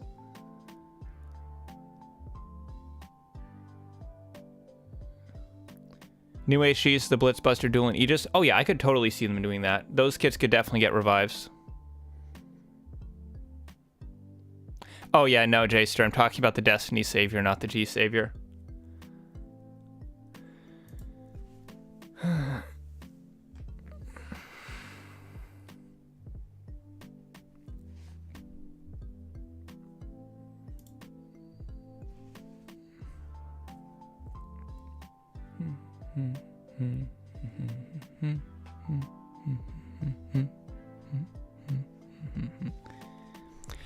Yeah, I think the Master Grade Stargazer is an extremely good choice. Like, Bandai could make that.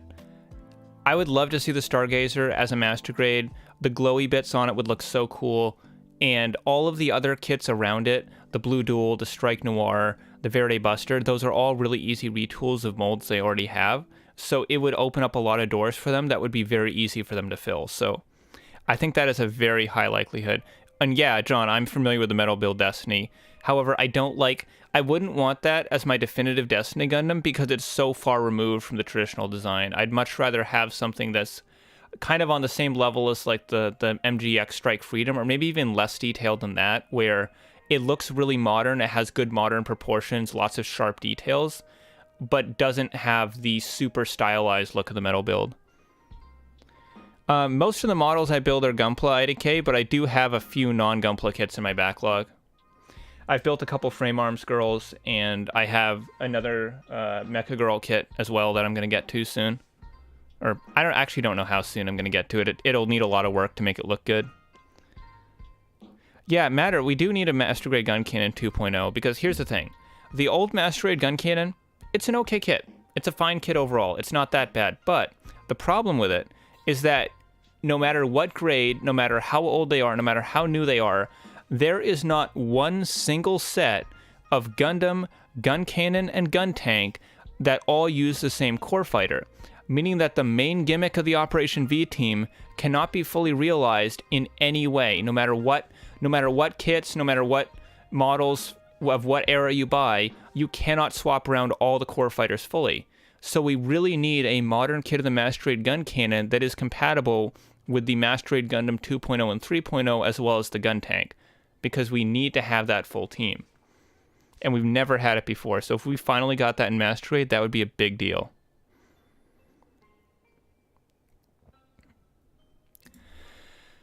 But that's about all I got for you guys tonight.